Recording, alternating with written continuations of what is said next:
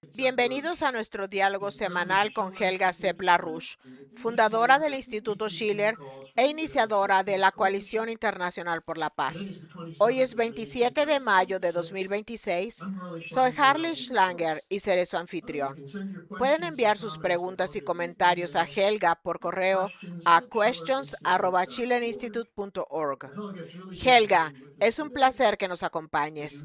Ayer, el ministro de Asuntos Exteriores de China, Wang Yi, en su intervención ante una sesión especial del Consejo de Seguridad de la ONU, dijo que estamos ante la crisis más compleja desde la Segunda Guerra Mundial. ¿Quién mejor que tú para desentrañar estas complejidades, ya que has liderado el impulso para una nueva arquitectura estratégica y de seguridad y desarrollo? Tu carta abierta a los miembros del Consejo de Seguridad de la ONU se está distribuyendo a los delegados a su llegada. ¿Qué nos puedes contar sobre la sesión de ayer? ¿Cómo fue y se ha logrado algún avance? Bueno, creo que fue extremadamente importante que se pusiera el foco en el tema del orden internacional y la Carta de las Naciones Unidas como fundamento del derecho internacional. Y diría que la gravedad de la situación en la que el presidente Trump declaró a principios de año que no necesita el derecho internacional y los posteriores acontecimientos extraordinarios, el secuestro del presidente Maduro, el ataque no provocado contra Irán, el peligro de una escalada de la guerra en Ucrania, todo esto y mucho más, como la guerra civil en Sudán. Y ni siquiera puedo empezar a enumerar todos los dramáticos giros que ha dado la situación. Estos acontecimientos exigen que los adultos en la sala, por así decirlo, se reúnan y defiendan la idea de una sociedad internacional basada en el derecho y el orden. Así que creo que este ha sido un primer paso muy importante. Creo que la reunión continuará mañana. Y creo que también hay una reunión sobre la iniciativa de gobernanza global de China. No sé si es la misma o si es una continuación de este formato, pero creo que la mayoría de los oradores, no pude escucharlos a todos naturalmente y aún no he leído un resumen de los discursos, pero estaban claramente divididos entre quienes exigían una reforma urgente de la ONU, lo que creo que es la idea de la mayoría global que siente que no está representada. África, por ejemplo, ni siquiera tiene voz en el Consejo de Seguridad de la ONU. Y aquellos del otro lado que opinan que el marco actual de las Naciones Unidas es suficiente, pero que el problema es que no se están respetando los principios y que lo único que hay que hacer es respetar esos principios y todo funcionaría. Ahora bien, creo que se trata de un proceso de debate muy importante, ya que se refiere a la pregunta de si la especie humana es capaz de gobernarse a sí misma o si vamos camino a una posible autodestrucción.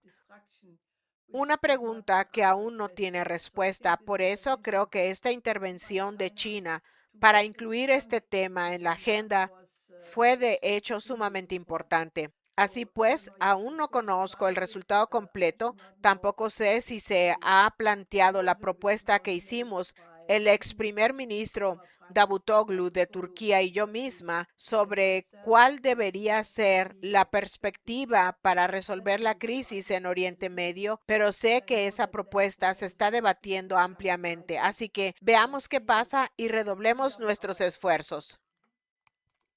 A pesar de la confianza del presidente Trump en que se está cerca de alcanzar un acuerdo para poner fin a la guerra con Irán, especialmente la guerra que él y Netanyahu iniciaron, Ayer se produjeron graves violaciones del alto al fuego.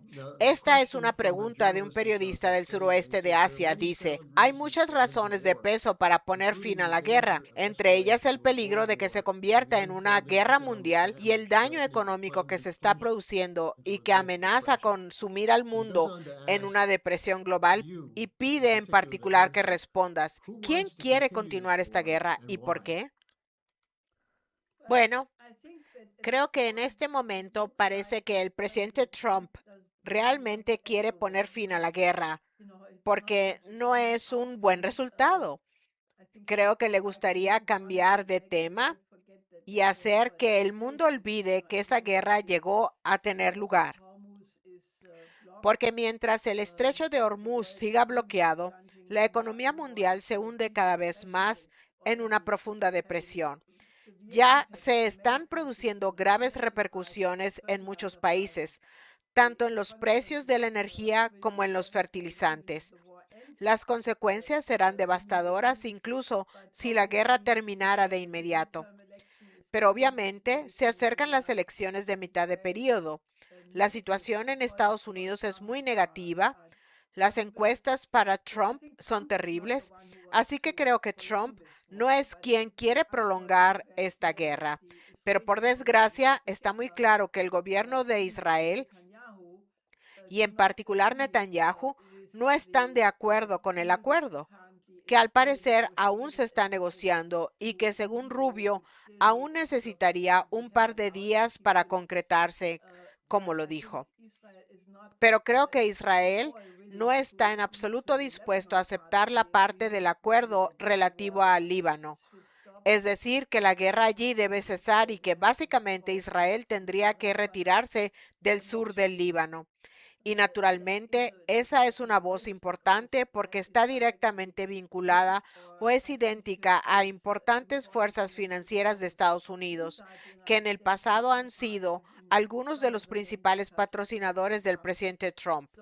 Así que la situación no se ha decidido y creo que requiere una intervención, y yo diría de todos los gobiernos de la región que tengan interés en que haya una perspectiva de futuro que solo pueda basarse en la cooperación económica entre todos los países de Oriente Medio en beneficio mutuo. Así que creo que a menos que se produzca una intervención de ese tipo, en la que al menos la mayoría de los países del Golfo y de Oriente Medio en general aceptaran adoptar el paradigma del desarrollo conjunto tal y como lo hemos venido proponiendo con el Plan Oasis ampliado. No creo que se pueda cambiar el equilibrio porque hay demasiadas cosas que se están gestando en acuerdos a puerta cerrada y todo eso.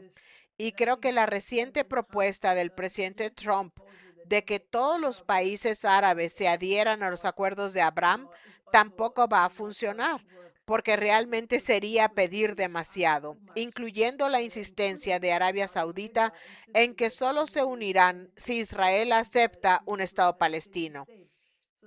Así que todos estos obstáculos siguen ahí por resolver.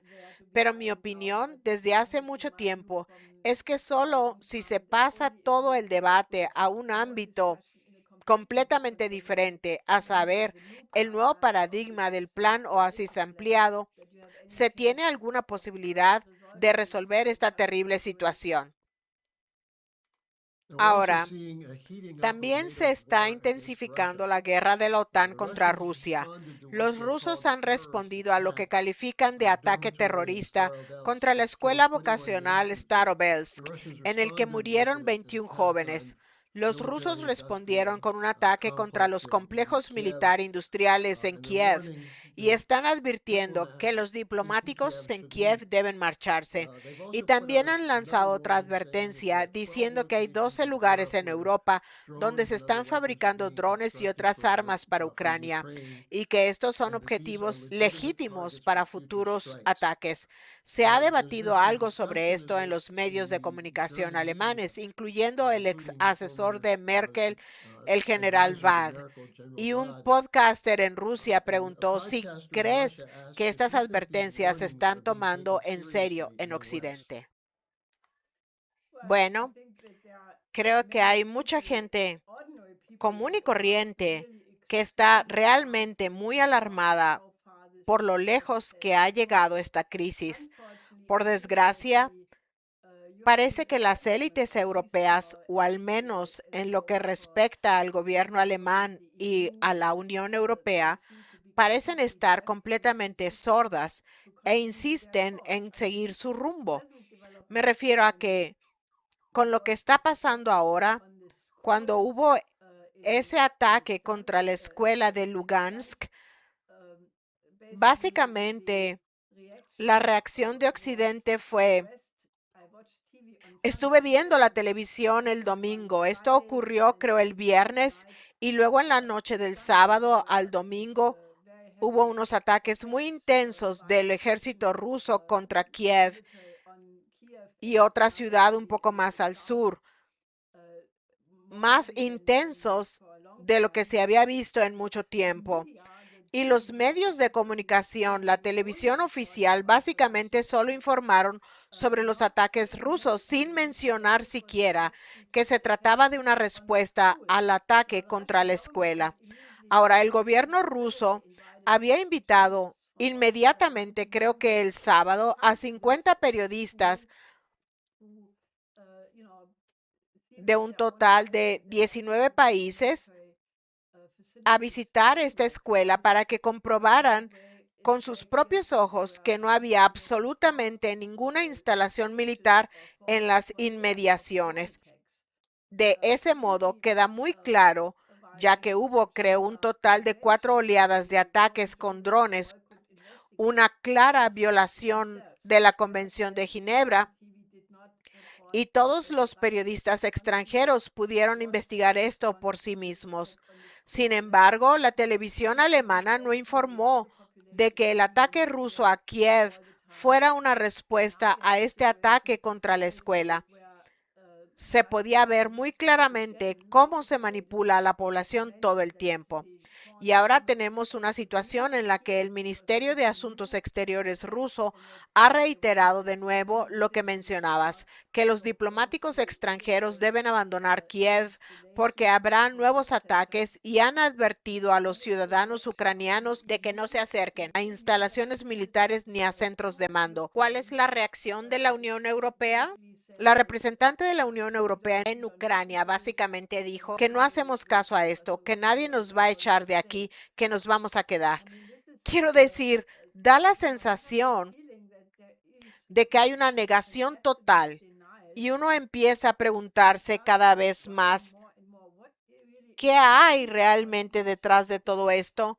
Porque está muy claro que si esto se agrava, podríamos tener una guerra en Europa, en suelo europeo, y no veo cómo ni la OTAN en este momento, ni el ejército alemán, ni cualquier plan futuro que tengan, podrían ganar una guerra contra Rusia. En primer lugar, Rusia no tiene intención de ocupar a Europa. Es obvio que Rusia reaccionará ante estas continuas provocaciones, pero creo que hay algo que está pasando en las élites occidentales que realmente hay que analizar con mucho, mucho detenimiento, porque no tiene sentido, no se ajusta al sentido común. El comportamiento europeo está completamente desconectado de la realidad. Y estoy tratando de llegar a una conclusión sobre por qué ocurre esto. ¿Se han vuelto todos completamente locos? ¿Están poniendo en riesgo la existencia de Alemania y de los demás países europeos? Es extremadamente alarmante. Well, I guess Sobre there's been esto, a ha discussion habido un of the debate reduction sobre of la U.S. reducción de las troops and tropas U.S. role in estadounidenses y los deployment to despliegues NATO militares de that's come out Estados in the Unidos last en couple la of OTAN, days. que ha At the salido a same la luz time, en los últimos there's a días. A la discussion of vez, se está moving more debatiendo el forces into envío the de más Baltic fuerzas a states. los estados bálticos. ¿Crees Do you que think esto this se is diseñó designed to para provoke provocar a Russia? Rusia? Bueno, creo que uno llega a esa conclusión en conjunto. Creo que quieren desplegar hasta 40,000, 60,000 o incluso 80,000 soldados en los países bálticos. Ahora bien, Yo pienso que esto definitivamente no es una medida disuasoria, sino una provocación. Y creo que la idea de que Estados Unidos reduzca sus fuerzas en la OTAN es una buena idea, porque las fuerzas de la OTAN no están allí principalmente para la protección de Europa y desde luego no de Alemania. Creo que están allí básicamente para mantener el estatus colonial de los países europeos. Así que creo que tenemos que cambiar completamente el paradigma y pasar a una nueva arquitectura de seguridad. Básicamente hay que remontarse a cuando todo tomó un rumbo equivocado en el momento de la reunificación alemana, cuando había una oportunidad de establecer un orden de paz. Y todo lo que ha sucedido desde entonces ha ido en la dirección equivocada. Y si se quiere evitar una catástrofe, creo que tenemos que volver atrás, empezar desde cero y deshacer muchas de las cosas que han sucedido en los últimos 30 años. Tengo una pregunta de un activista por la paz del Reino Unido, quien dice que hay informes de que la oposición a Putin está creciendo en Rusia porque se le considera débil por no responder con más contundencia. Y pregunta, ¿está de acuerdo con este análisis sobre Putin de que él está bajo presión para que intensifique el conflicto proveniente de sectores de línea dura como Karaganov, o si se trata simplemente de un acuerdo mediático para causar una provocación? Bueno, creo que en Occidente deberíamos estar muy agradecidos de que el presidente Putin sea el presidente de Rusia y no otra persona, porque Putin ha demostrado ser un ejemplo absolutamente extraordinario de paciencia. Creo que se está produciendo un cambio en la población rusa, creo que especialmente ante atrocidades como el ataque a la escuela. Hay cada vez más sectores de la población rusa que opinan que se debería dar una respuesta más contundente, que Putin debería poner fin a toda esta farsa desplegando algunas de las armas más poderosas. Anteriormente, Sergei Karaganov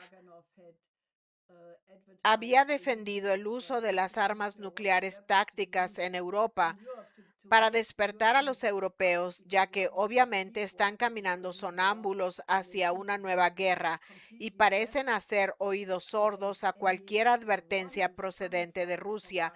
Cuando Rusia dice que están cruzando líneas rojas, ellos responden, oh, Rusia no ha respondido a que hayamos cruzado líneas rojas hasta ahora, así que no hay líneas rojas. Y luego añaden una provocación tras otra.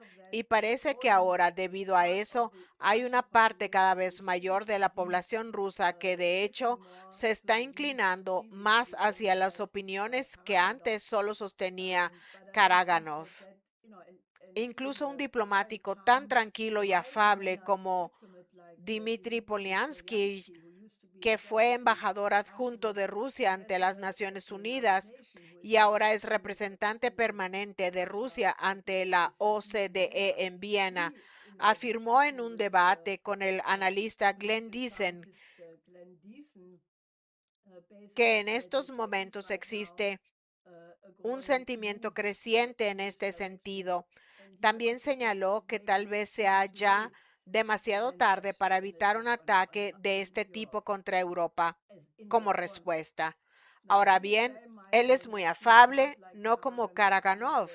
Él es un diplomático, ya saben, y si dice algo así, eso refleja un sentimiento creciente entre la población rusa. Yo diría que estamos llegando muy rápidamente a un punto de no retorno y tenemos que despertar a la gente. Deberíamos comprender realmente que no podemos ganar una guerra contra la potencia nuclear más fuerte del planeta. Rusia acaba de concluir unas maniobras con Bielorrusia en las que, por un lado, transportaron armas nucleares a Bielorrusia y durante las maniobras probaron el despliegue de dichas armas nucleares en el nivel de alerta más alto. Ahora bien, si eso no es una señal de advertencia, y naturalmente Las fuerzas de la OTAN ya habían realizado maniobras similares anteriormente en diversos lugares. Así que nos dirigimos hacia un desastre y digo que no hay otra alternativa que retomar el diálogo con Rusia. En la era de las armas termonucleares, la idea de siquiera plantearse que cualquier conflicto pueda resolverse con la guerra es una locura. Y creo que sencillamente tenemos que movilizar a la población para que respalde la idea de que deberíamos designar a alguien que entable las negociaciones con Rusia a nivel europeo. Se ha hablado de varias figuras, desde Schröder hasta Merkel, pasando por Draghi, que podrían representar a la Unión Europea en su conjunto. O incluso se ha mencionado a Steinmeier. Ahora bien, creo que dada la gravedad y lo avanzada que está esta crisis, ¿por qué no hacer que Merkel y Schröder lleven a cabo juntos estas negociaciones? Creo que se puede criticar a Merkel por muchas cosas, pero sigue teniendo cierto realismo respecto a Rusia, y Schröder goza de buena reputación ante Putin. Los dos formarían una buena pareja. Ahora bien, probablemente si se les preguntara a ambos dirían que no, que con ese no irían a ningún sitio, porque no creo que se caigan muy bien. Pero si se piensa que la existencia de Alemania está en juego, tal vez se pueda conseguir que estas personas den un paso al frente, como decimos en alemán. Creo que es una expresión que no se puede traducir al inglés, pero tal vez podríamos pedirles que hicieran algo extraordinario para salvar al país. Bueno, hablando de cosas extraordinarias, nos ha llegado una pregunta desde el Reino Unido sobre el profesor Richard Murphy de la Universidad de Sheffield, quien instó al gobierno británico a acabar con la City de Londres y su especulación medieval a través de sus bancos extraterritoriales. Y la pregunta es, ¿sería esto útil para establecer un nuevo Bretton Woods o para garantizar una nueva arquitectura de desarrollo? Bueno, no entiendo muy bien la pregunta, porque no sé cómo eliminar a la City de Londres. Quiero decir, había propuestas, pero no creo que fueran tan constructivas.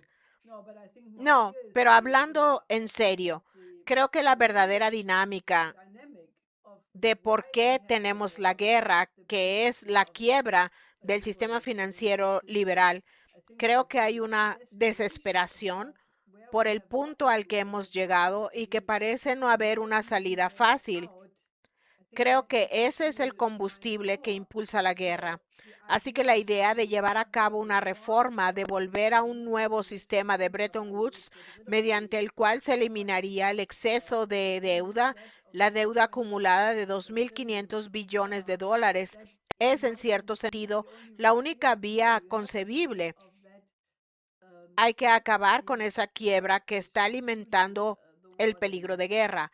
Pero ¿cómo lograrlo? Creo que esa es la gran pregunta, dado que en Europa tenemos ahora mismo un control total de los medios de comunicación en el que, como saben, ni los políticos ni los medios están debatiendo opciones sobre cómo salir de esta crisis. Así que creo que necesitamos una intervención creativa por parte de personas que realmente piensen que esa es la solución. Un lugar donde hacerlo es acudir a nuestra reunión semanal de la Coalición Internacional por la Paz todos los viernes, porque en cierto sentido ese podría convertirse en el foro donde se debatan esas ideas de una manera más fructífera. Esa sería mi respuesta, porque no veo ningún parlamento en Europa en este momento, ni tampoco en el Congreso, que está completamente podrido y bajo el control de los magnates, donde pueda tener lugar un debate de este tipo. Así que requiere un cierto grado de creatividad para resolver cómo llegar a eso. Ahora bien, dado que el debate sobre toda la cuestión de la OTAN ha cobrado cada vez más protagonismo últimamente. Hay 4 miembros de la Unión Europea, Francia, España, Italia y los Países Bajos, que están lanzando en esencia una declaración de guerra contra Alemania debido a su política hacia China, alegando que los alemanes se están acercando demasiado a China. Hay una delegación económica encabezada por el ministro de Industria que va a viajar allí para tener más pláticas, y el documento que se publicó afirmaba que los chinos están incurriendo en la competencia desleal. Así lo afirmó el Financial Times. Parece que la Unión Europea en su conjunto se está dividiendo. Es posible que Alemania vaya a avanzar en esta dirección y se lleve consigo a parte de Europa. Bueno, no creo que haya mucha alternativa porque la economía alemana está en caída libre absoluta. Precisamente hoy se publicó otro informe, creo que elaborado por los llamados 5 sabios,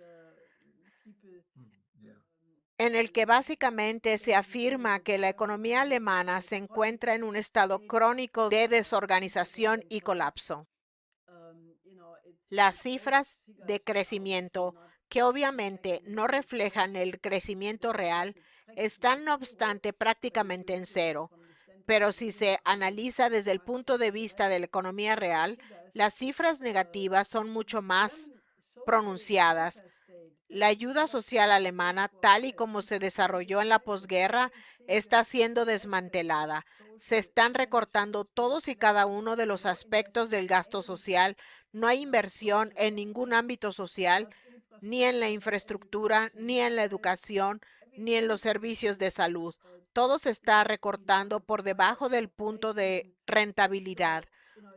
Así que Alemania simplemente se está derrumbando.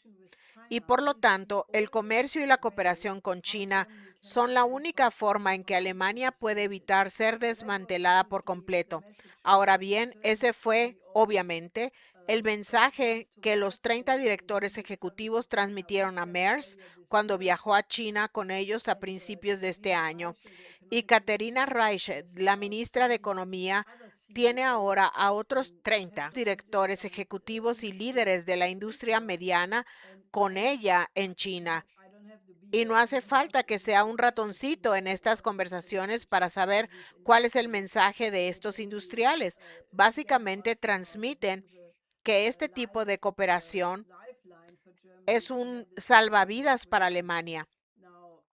Creo que si la economía alemana adoptara una postura clara dado su tamaño, sigue siendo la mayor economía de Europa, tendría un efecto muy positivo en las demás.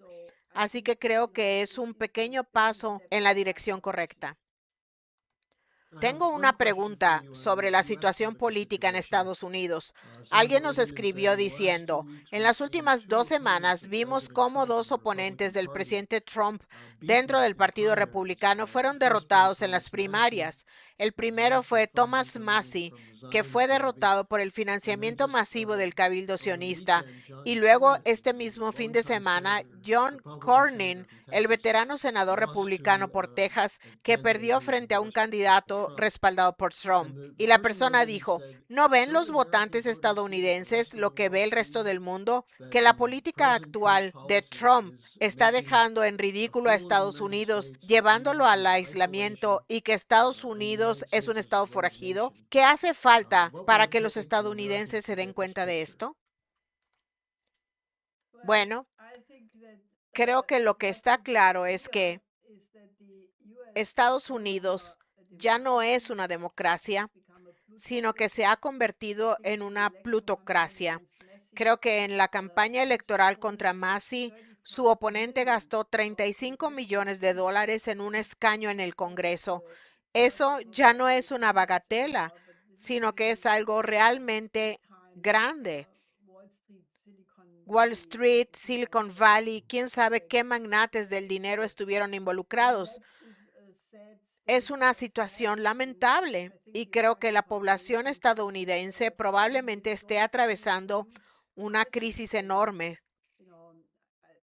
Creo que aún no es demasiado tarde. Es el 250 aniversario de la Revolución Americana, aunque ha habido un intento de hacer que ese recuerdo se desvanezca, me refiero a que ese fue el significado del increíble discurso del rey Carlos ante la sesión conjunta del Congreso, en el que presentó a la Revolución Americana como parte de la historia británica. Increíblemente, intentó borrar incluso el recuerdo de que la Revolución Americana fue contra el Imperio Británico, que la Guerra de la Independencia fue la primera guerra anticolonial de la historia. Así que creo que es un desafío para el pueblo estadounidense y creo que la importancia de los candidatos independientes aumentará porque cada vez está más claro que no hay ninguna oportunidad dentro del sistema bipartidista.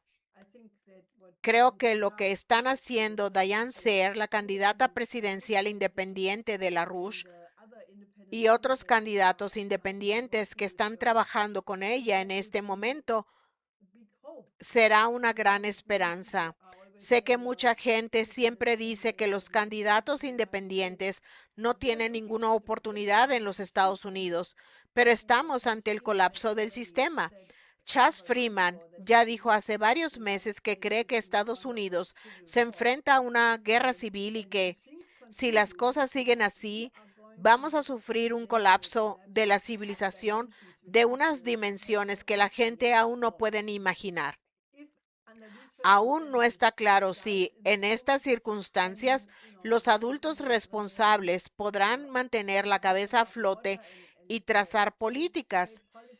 Y creo que dependerá en gran medida de cuántas personas se tomen en serio el destino de la humanidad y actúen en consecuencia.